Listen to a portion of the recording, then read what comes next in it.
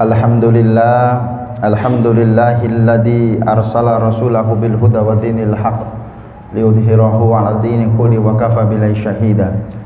Asyhadu an la ilaha illallah wahdahu la syarikalah wa asyhadu anna Muhammadan abduhu wa rasuluhu la nabiyya ba'dah.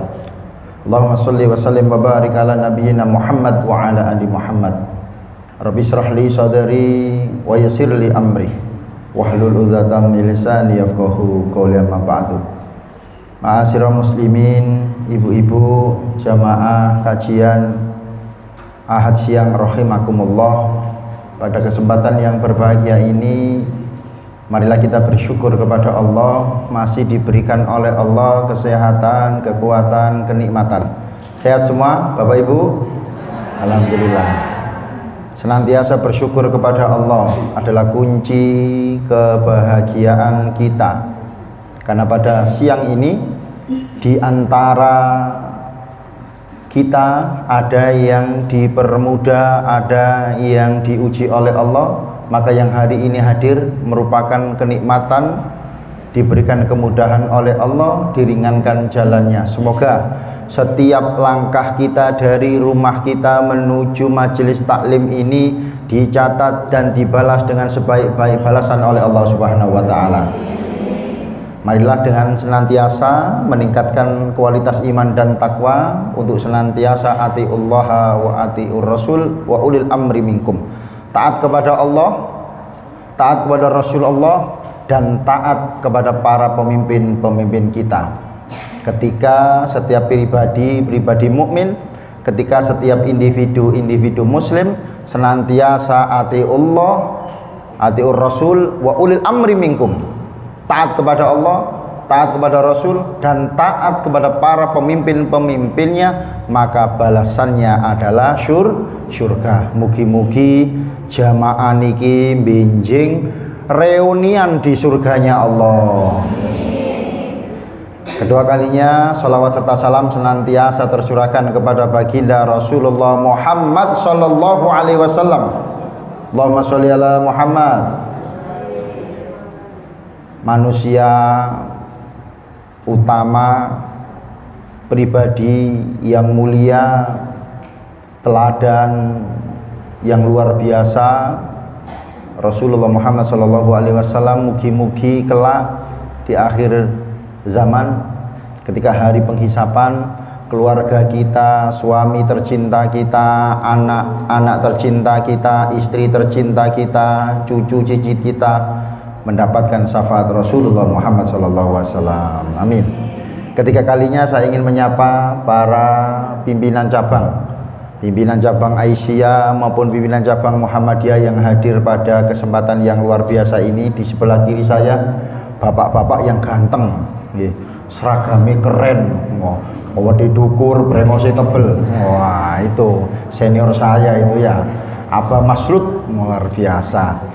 Lalu karib saya, sahabat saya, perjuangan saya, kepala sekolah yang hebat, saya biasanya manggil Yai Rohim, beliau sekretaris pimpinan cabang Muhammadiyah Karangpilang. Ada juga sebelah kanan pakai peci senior saya yang luar biasa, orang langkah. Iya, memiliki kemampuan yang langkah, kemampuan dalam bidang disiplin ilmu falak. Betul Pak Jarot? Ini beliau ini luar biasa. Tidak semua orang memiliki kemampuan ilmu itu. Semoga beliau disehatkan dan diberikan usia yang panjang, amin. Lalu ibu-ibu Aisyah, emak-emak yang luar biasa, tadi koriknya juga luar biasa. Ada Bu Darti tadi yang membacakan ya, surat nopo wau, surat Al-Hasyr niku surat keberapa? Ayat keberapa tadi? Masya Allah, surat ke-59 ayat ke-18. Nanti kita kupas itu sedikit-sedikit. Nah, pada kesempatan yang berbahagia ini, mari kita bersyukur kepada Allah. Tidak terasa sudah 2 minggu berlalu. 2 minggu berlalu. 2 minggu. 2 minggu berlalu. Nun? Ambune wis pilpres iku dikait-kaitno kabeh. Nggih. 2 mie goreng niku lho Bu, sari mie goreng. Nggih. Jadi bersyukur kepada Allah, tak ganti wis 7 hari kali 2 wis 14 hari berlalu meninggalkan tahun 2023 yang sudah menapai 14 hari pertama di bulan pertama tahun 2024 dalam keadaan sehat walafiat. Sehat semuanya Bu-ibu? Iku sing penting nggih, niku sing penting, sehat walafiat. Loh, Masya Allah. Ini merupakan kenikmatan yang luar biasa. Tidak semua orang yang Allah berikan kesehatan itu bisa hadir. Nah, ini penting. Jenengan itu sudah diberikan oleh Allah kemampuan kesehatan, juga diberikan Allah kemauan. Mohon izin panitia yang diundang berapa ratus ini sebetulnya Bu? Berapa? 150. Yang datang berapa? 300. Keren. Ini Masya Allah. Ada orang niku Bu, enten tiang niku Bu, memiliki kemampuan kesehatan tapi tidak memiliki kemauan. Tapi juga ada saudara-saudara kita itu yang memiliki kemauan yang tinggi agar bisa bertemu dengan jenengan, agar bisa silaturahim, agar bisa hadir di majelis taklim ini, tapi kemampuannya dibatasi. Maka kita bersyukur oleh Allah. Bersyukur dumateng Allah Subhanahu wa taala, kemampuan dan kemauan ini digabungkan sehingga kita bisa hadir di sini. Maka wakai wujud syukurnya yaitu dengan senantiasa untuk melaksanakan semua perintah-perintahnya dan menjauhi seluruh larangannya. Di sini juga ada, lihat ada caleg Bu Nida ya. Nah, pada kesempatan yang berbahagia ini mari kita coba untuk menjadikan cara berpikir kita menjadi pribadi-pribadi yang merenung. Bu, sing paling tua nang ruangan ini usianya berapa? Hah? Bukun, pinten usianya Bu? 72. Pinten? 21. Mosok ngono iku 21. Oh 81, kuping kula Bu, luwe soal ini iki. Krungu kula 21, lah kok penceng kabeh ngono jilbabe. 81. Tapi sehat nggih Bu nggih? Masya Allah, 81, 72. Ada lagi? Berapa? 78. Masya Allah. Abalut pinten abalut usianya abalut? Usianya berapa? 26. Diwali 62. Lah ini ada juga ini Pak Caleg juga. Wah, calekin lagi nih ya. Luar biasa. Ada Pak Surat, selamat datang Pak Surat. Nggih. Nggak tahu namanya kok unik ya, Surat. Paling pas lahir biyen niku goleki surat. Suratan takdir. Selamat datang Pak Surat. Nggih. Nah, saat menikah mari kita coba untuk memahami, merenungkan surat Al-Hasr, surat ke-59 ayat ke-18 yang dibacakan oleh Qori tadi. Ya, Bu, bisa minta tolong dibacakan lagi artinya? Siapa yang berkenan ya? Bunda, ada terjemahannya enggak itu? Ada terjemahannya Bun lagi Bun. Dibaca lagi coba. Coba salah satu saja. Monggo. Bun, dibaca enggak apa-apa terjemahannya. Telok-telokan ini. Mo. Sampai mo isin. Garek maca terjemahane mawon mboten napa-napa. Pripun? A'udzu billahi minasyaitonir rajim. Bismillahirrahmanirrahim. Ya ayyuhalladzina amanu taqullaha wal tandur nafsum ma qaddamat liqad wattaqullaha innallaha khabirum bima ta'malun. Pun dibaca artinya sampai situ mawon. Monggo sinten mau maca. Wis tak waca dhewe wis tak takoni gak dijawab. Hai orang-orang yang beriman, hendaklah setiap pribadi-pribadinya memperhatikan apa-apa yang telah disiapkan untuk kehidupan esok. Ma qadamat liqad. Esok niku dalam ajaran kita itu bisa besok, bisa lusa, bisa minggu depan, bisa bulan depan, bisa tahun depan, bisa juga hari penghakiman, hari kiamat.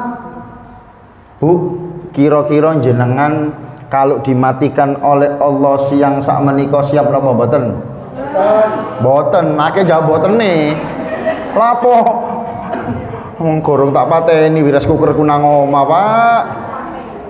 Rata-rata pasti menjawab seperti itu. Tapi sebagai pribadi-pribadi yang beriman kepada Allah dan hari akhir, kematian itu bukan untuk ditinggal lari, kematian itu bukan untuk ditakuti, tapi kematian bagi seorang muslim, kematian bagi seorang mukmin itu adalah disiapkan dengan penuh kepastian.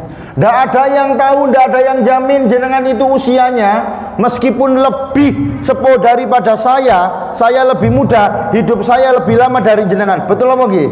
Nggih. Tidak ada yang bisa jamin itu. 81 loh, sampai sekarang itu loh bertahan hidup. Betul nggak? Ada tiang niku seger buker tiba-tiba wah mati. Ono napa mboten? Enten. Maka mari ketika Allah hari ini memberikan kita kesempatan kehidupan, mari kita gunakan sebaik-baiknya. Di awal tahun 2024 ini mari kita coba untuk menatap masa depan, tidak hanya untuk kehidupan dunia yang fana, tapi juga untuk kehidupan akhirat yang kekal. Pribadi-pribadi yang beriman kepada Allah dan hari akhir niku melihat dunia itu adalah seperti panggung sandiwara. Panggung sandiwara pripun Ustaz? Panggung sandiwara yang mana hari ini kita punya peran. Ini perannya emak-emak ini kan menjadi seorang ibu, menjadi seorang nenek. Betul apa nggih? Maksimalkan peran itu dengan sebaik-baiknya.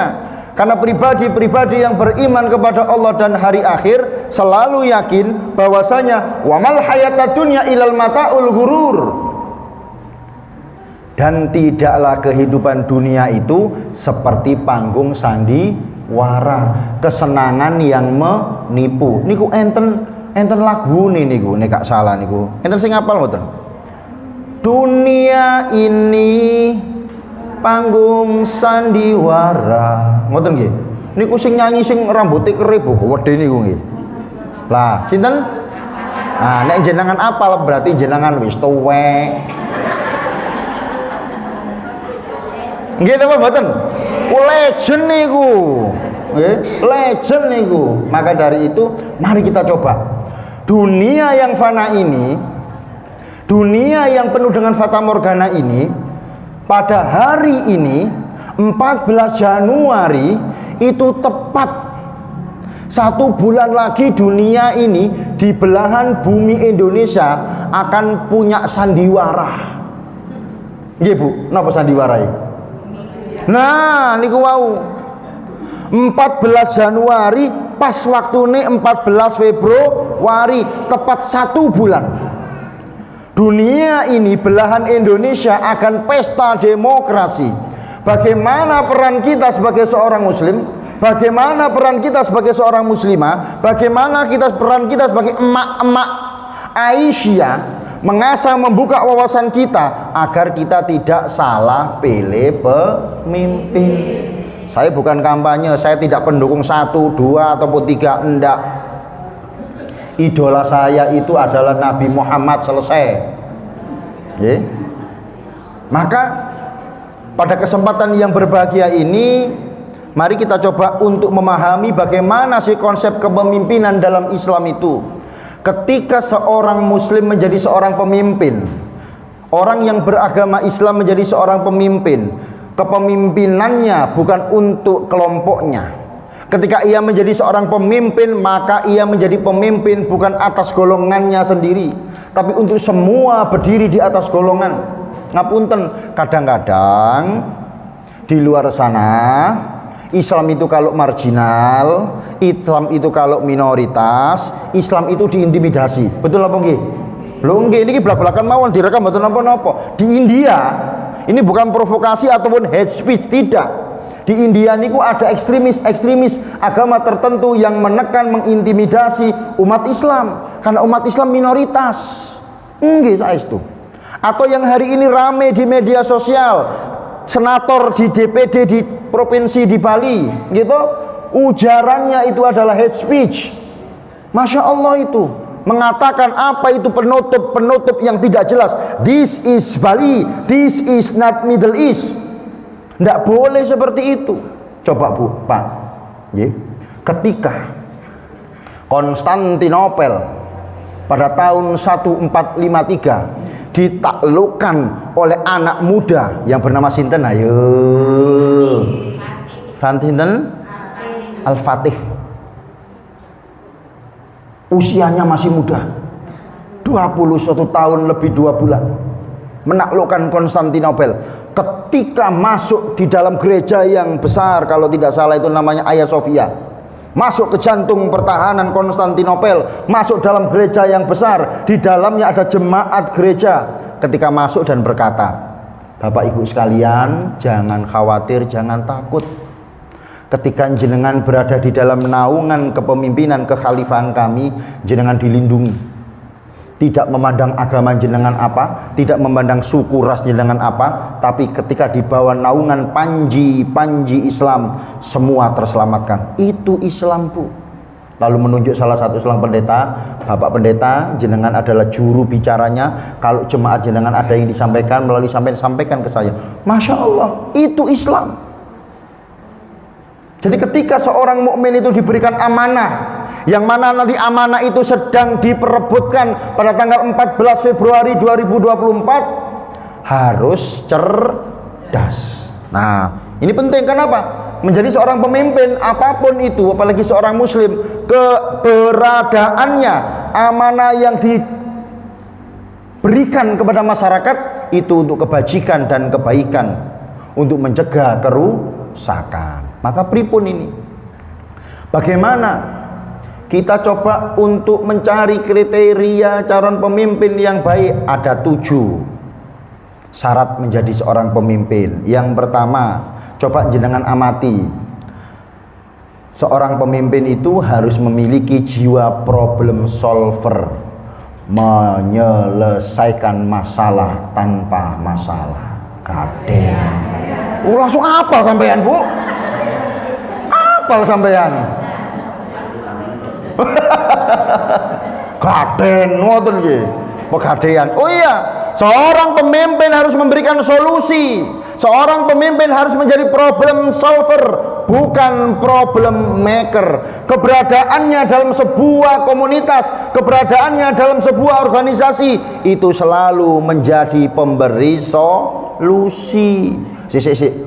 Ono bapak iki engko ono istilah njaluk engko dikei solusi kok. Ya Pak, pripun Pak seperti ini? Dikasih, Bu. Harus. Pernah nggak jenengan itu di kantor atau di kampung atau di tempat kerja, mohon maaf nyun sewu, ada orang yang bilang seperti ini, ono iku tambah ruwet iku, menang. Pernah nggak seperti itu? Ada nggak seperti itu? Wong iki teko arek ruwet tambah begini. Apa? Ngoten nggih. Enten apa nggih? Harus dilihat, harus di-tracker, harus dibaca. Pemimpin apapun, dari yang paling terkecil RT, RW, Pak Lurah, Pak Camat, apalagi wali kota, apalagi saat ini sedang rame-ramenya, ini Masya Allah. Yang pertama, problem solver. Yang kedua, bersikap positif. Ini penting. Selalu positive thinking. Keberadaannya itu selalu memberikan rasa keteduhan. Tekone ini adem kare adem. Enak nek ngomong iku dirungokno niku rame, tiang niki teko, pemimpin niki teko, selem. Napa Bu? Oh, bilang terima kasih. Yang ketiga, seorang pemimpin itu harus bisa membangun komunikasi yang baik, komunikatif. Komunikasinya bagus. Jangan sampai memilih calon pemimpin itu orangnya peta kompli. Ngomong nang gini A, ngomong nang gini B, ngomong nang gini B, ngomong nang gini C. Senengane dodolan omongan.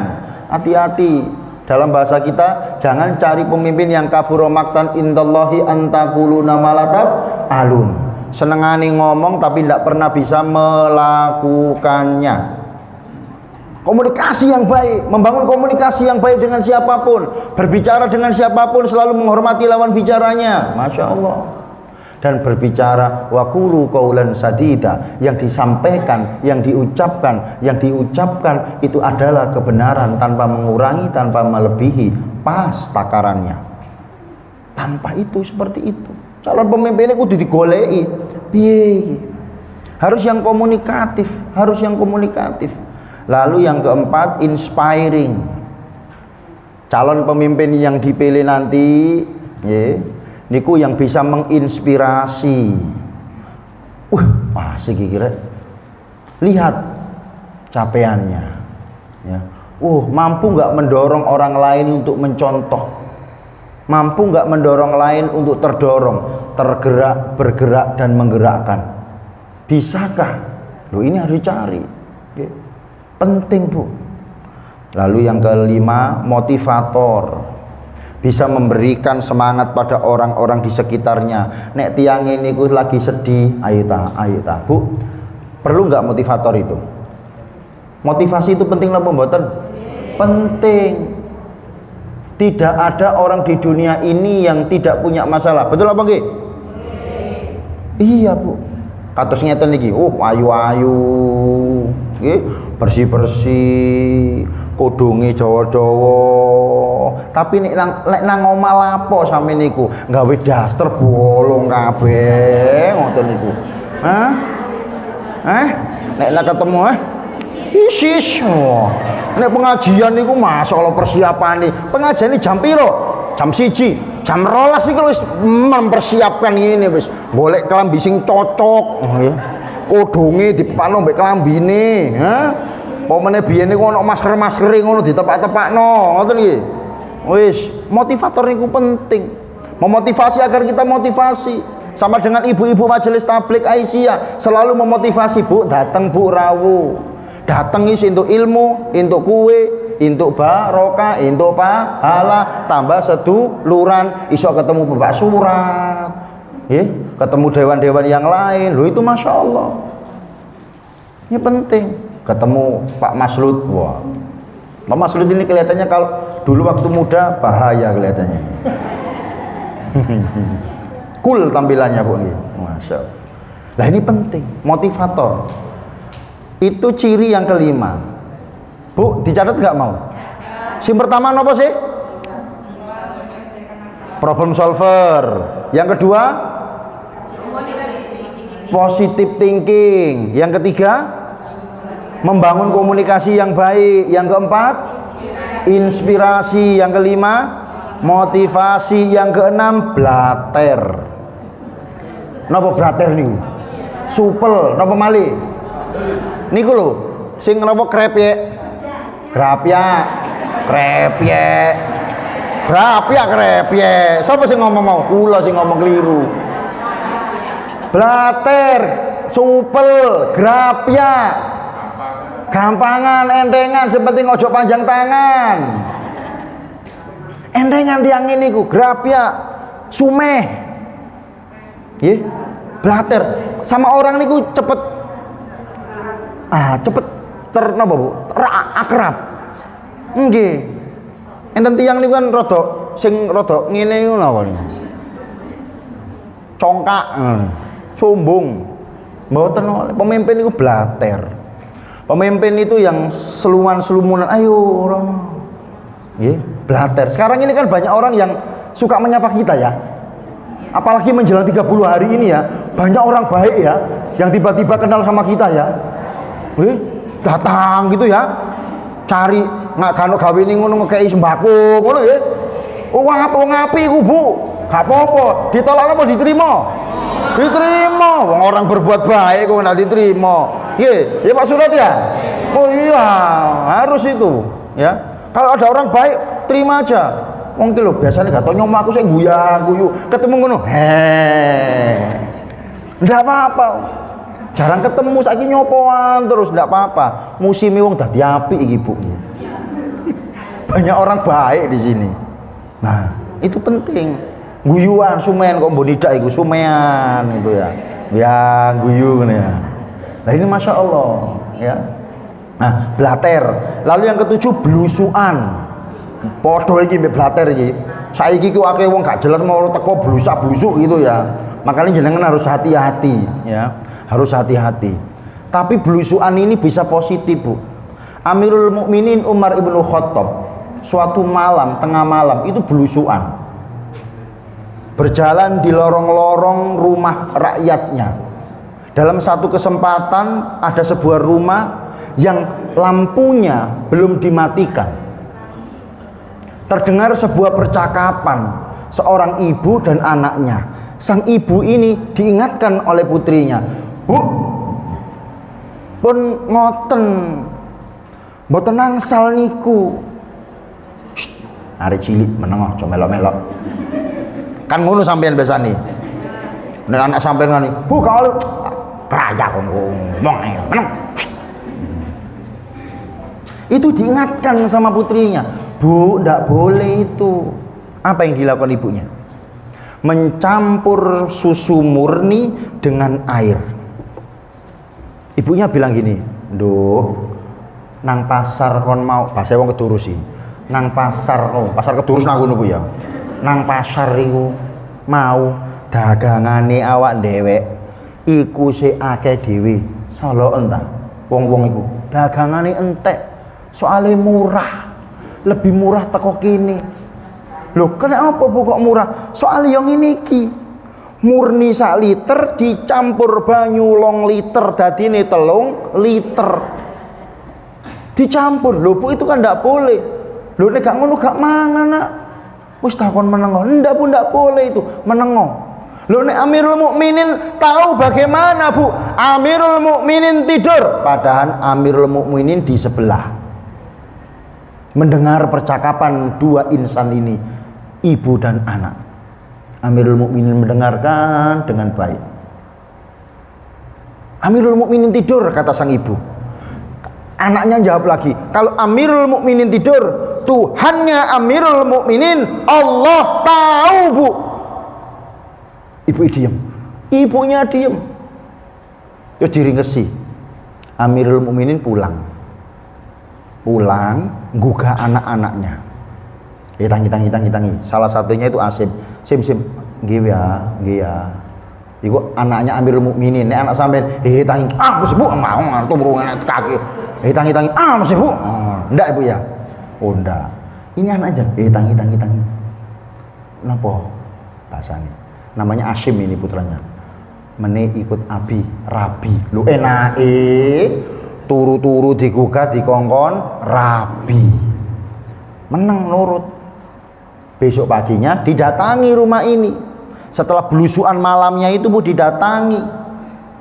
Didodok itu pintunya. Assalamualaikum, waalaikumsalam. Dibuka pintunya. Ibunya kaget. Di depannya itu ada Amirul Mukminin Umar bin Khattab. Lah ono apa iki? Bingung. Amirul Mukminin, saya ingin bertemu dengan putrimu. Dipanggil putrinya.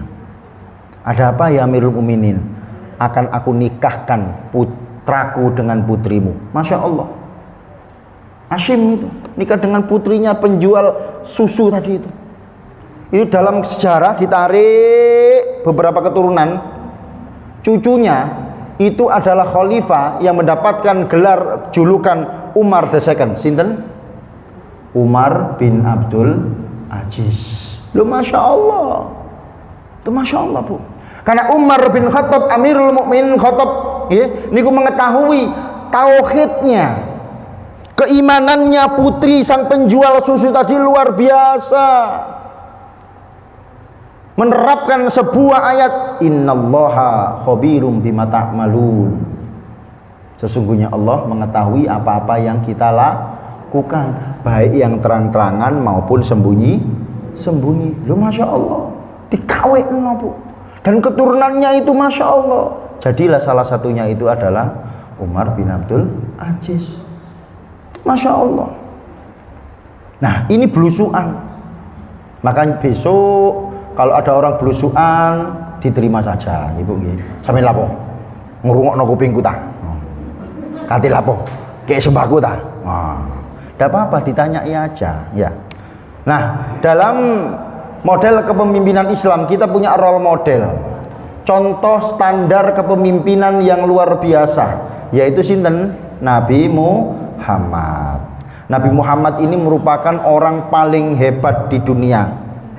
Tidak hanya diakui oleh umat Islam, tapi juga oleh orang-orang non-Islam. Nabi Muhammad adalah pemimpin paling hebat di dunia. Terbukti saat ini, setelah 1445 tahun berlalu, pengaruh Nabi Muhammad sampai hari ini masih eksis. Kepemimpinannya mampu mencetak para penerus-penerus yang handal. Ketika Rasulullah Muhammad SAW wafat, digantikan oleh Abu Bakar As-Siddiq. Abu Bakar As-Siddiq wafat, digantikan oleh Umar bin Khattab. Umar bin Khattab wafat, digantikan oleh Utsman bin Affan. Utsman bin Affan dibunuh, digantikan oleh Ali bin Abi Thalib. Ali bin Abi Thalib dibunuh, digantikan oleh anaknya Hasan bin Ali bin Abi Thalib. 1 tahun berkuasa, Hasan bin Ali bin Abi Thalib dikudeta, digantikan oleh Umayyah yang kemudian mendirikan Bani Umayyah. Berkuasa Bani Umayyah nggak lebih daripada 100 tahun, 98 tahun. Lalu terjadi pergolakan politik. Kekhalifahan Bani Umayyah digantikan oleh Bani Abbasiyah. Bani Abbasiyah ini berkuasa lama sekali. Berkuasa lama sekali, hampir 750 tahun. Mohon maaf keliru. 508 tahun. Ya, 508 tahun. Dari 750 Masehi sampai 1258 Masehi.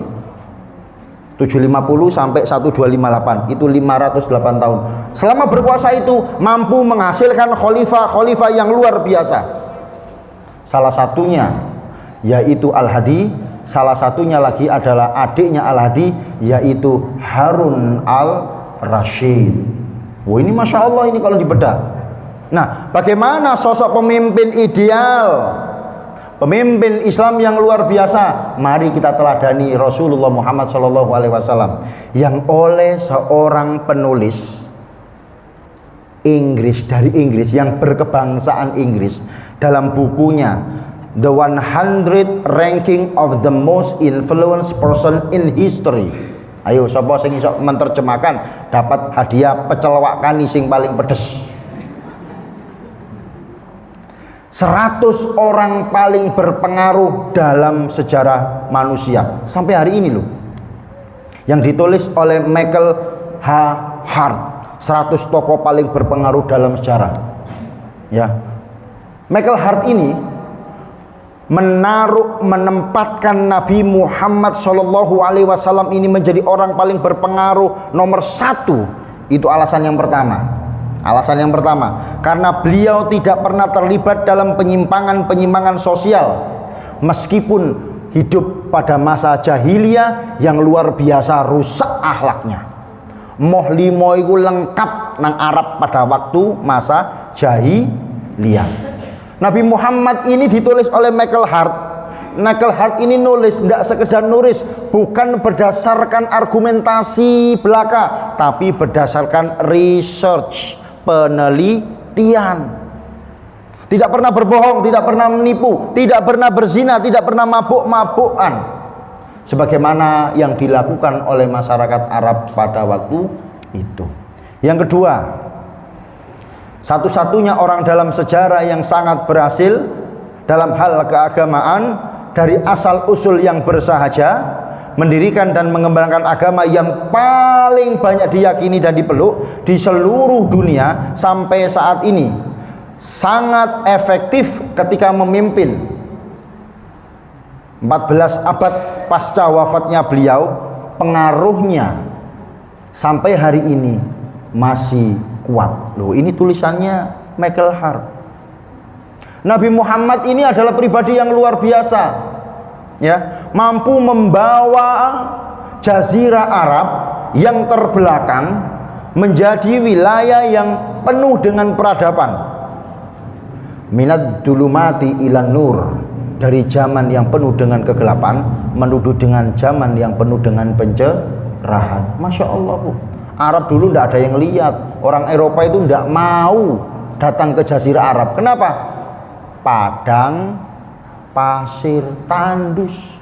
Tapi ketika Rasulullah diutus, Jazirah Arab yang terbelakang pada masa jahiliyah itu menjadi sebuah empire, sebuah kekuasaan yang luar biasa yang penuh dengan kebaikan dan kemuliaan. Yang keempat, bertanggung jawab terhadap teologi Islam baik prinsip maupun moral etiknya. Nabi Muhammad ini memainkan peran yang kunci dalam menyebarkan agama, mempraktekkan praktek-praktek religius yang luar biasa. Ya, sehingga banyak orang yang terinspirasi, hatinya yang terketuk karena kebaikan beliau. Orang itu langsung tergerak hatinya ketika melihat secara langsung kebenaran dari Nabi Muhammad. Ada seorang pendeta, mantan pendeta Yahudi, punya jemaat, ibadahnya di sinagog banyak sekali. Itu ketika mendengar Rasulullah mau datang, itu dia ikut datang, ya, lalu mendengarkan apa yang ia sampaikan dan membenarkan dan berkata, sungguh aku telah mendengar dengan telingaku dan aku telah menyaksikan dengan mataku dan aku membenarkan dengan hatiku bahwasanya orang ini bukanlah pembohong, apa yang ia katakan adalah sebuah kebenaran. Masya Allah. Lalu dia masuk Islam. Itu Masya Allah, Bu. Maka bagaimana dengan kita hari ini? Kita bersyukur loh, ya. Jenengan ini lahir dari rahim ibu yang muslim, tumbuh kembang dalam lingkungan muslim. Alhamdulillah. Di Basnas itu setiap hari Ahad pagi di Masjid Kembang Kuning sama di Masjid Cengho itu hampir setiap pagi ada mu'alaf yang diikrarkan untuk menjadi seorang muslim, dan itu usianya sudah tua-tua, Bu. Mendapat hidayah sudah tua-tua, umur 50, umur 40 baru belajar tentang Islam. Maka mari kita bersyukur kepada Allah yang hari ini sejak lahir tumbuh kembang dewasa sudah dalam keadaan Islam, dan semoga kita mati pun dimatikan dalam keadaan Islam. Allahumma amin. Yang kelima, mulia dan cemerlang namanya, ya, namanya luar biasa. Penduduk bumi itu ada berapa, Bu, kira-kira, Bu? Pinten, Bu? Apalagi karang pilang ae. 3 miliar, 4 miliar? Akeh lho, Bu. Lah wong sak donya iki gak ono sing kabeh. Nggih. 4 miliar penduduk bumi katakanlah. Ya, 4 sampai 3 miliar itu hampir separuhnya, hampir seperempatnya itu mengenal Nabi Muhammad. Ada yang mengenal dengan benci, ada yang mengenal dengan cinta. Loh, enggak. Hari ini kita melihat bagaimana para pembenci-pembenci Islam yang diberikan hidayahnya, bagaimana orang-orang yang tidak tahu Islam dengan caranya Allah berbondong-bondong masuk Islam. Dengan apa? Ya dengan pirsan Ibu hari ini di Gaza. Nggih. Hari ini kita bersyukur loh, Bu. Duduk di sini ngelempo kademen. Nggih. Ono jajane, ono minumane tanpa ragu, tanpa khawatir. Ada suara bom-bom yang menghampiri kita. Betul apa nggih? Lu bersyukur, Bu. Tadi di awal saya sampaikan, Islam itu kalau minoritas, Islam itu kalau marginas, ditindas. Saudara-saudara kita di Gaza, ya, saudara-saudara kita di Gaza yang hari ini seorang ibu yang kehilangan putranya, yang hari ini seorang ayah yang kehilangan putrinya, yang hari ini seorang putra kehilangan ayahnya, yang hari ini seorang putri kehilangan bundanya. Hari ini kita tidak boleh lupa bagaimana kekejaman dan kebiadaban laknatullah Zionis Israel. Harus tidak boleh, Bu. Udah dilawan itu tidak apa-apa.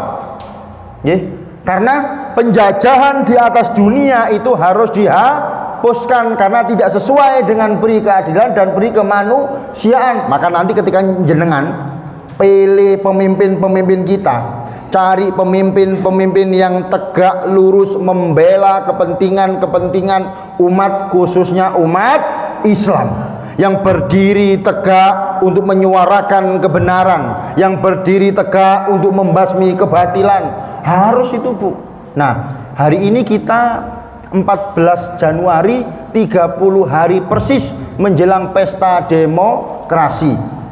Pimpinan pusat Muhammadiyah menyerukan, pimpinan wilayah Muhammadiyah menyerukan, pimpinan daerah Muhammadiyah menyerukan, menetapkan agar memilih kader-kader terbaiknya yang hari ini berjuang melalui jalur-jalur politik agar mereka menduduki posisi-posisi strategis. Bu, politik ini penting apa mboten? Penting. 2014 di Surabaya itu ada sebuah kelurahan, satu kelurahan yang terbesar, yang terkenal se-Asia Tenggara. Wanitanya, ibu-ibunya baik hati semua. Ini ono bapak teko, monggo Pak melebet. Disuguhi kopi, dipijeti. Nggih, napa? Wah, ayo. Gak payah ta? Ya payah, titik. Nggih. Itu yang nutup sinten? Pakai jalur apa? Politik. Pemerintahan itu politik. Pak Yai niki khutbah sampai muru-muru nang nggone podium. Kalau pemerintah dereng tanda tangan gak iso ditutup. Maka pentingnya kita memiliki anggota-anggota yang duduk di dewan. Negara kita itu kan pemerintahnya ada 3. Ada legislatif, ada eksekutif, ada yudikatif. Legislatif niku sing nyusun perundang-undangan nanti. Ada DPR RI, ada DPRD Jawa provinsi, ada DPRD kota. Ini nyusun perundang-undangan, merumuskan sebuah kebijakan yang pro rakyat, pro umat. Ngoten. Lalu dilaksanakan, dieksekusi oleh eksekutif, oleh wali kota melalui perangkat-perangkat OPD-OPD-nya. Lalu diawasi oleh yudikatif. Ketika Bu Risma menutup itu dengan satu tanda tangan, selesai. Maka nanti 14 Februari jangan lupa untuk memilih kader-kader terbaiknya. Kader terbaik dari Persyarikatan Muhammadiyah. Saya tidak kampanye, saya menghimbau, sudah ditetapkan oleh Garis Persyarikatan Muhammadiyah siapa yang harus dipilih, siapa yang harus ditegakkan. Jadi saya minta tolong kepada ayahanda pimpinan cabang Muhammadiyah Karangpilang untuk mengawal dengan tegas, mengawal dengan lurus, tegak lurus, kalau boleh lurus siapa yang harus dipilih. Ngoten nggih? Nggih, tidak apa-apa. 1 ditambah 1 sama dengan 2. 2 ditambah 2, tidak apa-apa. Boleh, silakan. Pilih presiden ini sampean sangarep sampean. 1 boleh, 2 boleh, 3 boleh. Tapi nek milih ku 1 saja, gak boleh akeh-akeh. Nggih. Ngoten nggih? Bapak Ibu, titipan dari pimpinan daerah Muhammadiyah Kota Surabaya, minta tolong merapatkan barisan kepada keputusan organisasi persyarikatan. Saya kira itu yang dapat saya sampaikan. Pilih pemimpin yang senantiasa meniru role model Persyarikatan Muhammadiyah melalui uswatun hasanah kita yang paling mulia, yaitu baginda Rasulullah Muhammad sallallahu alaihi wasallam. Kurang lebihnya mohon maaf. Tetap semangat, tetap bahagia. Terima kasih atas kehadiranipun. Bila fisabil haq fastabiqul khairat. Wassalamualaikum warahmatullahi wabarakatuh.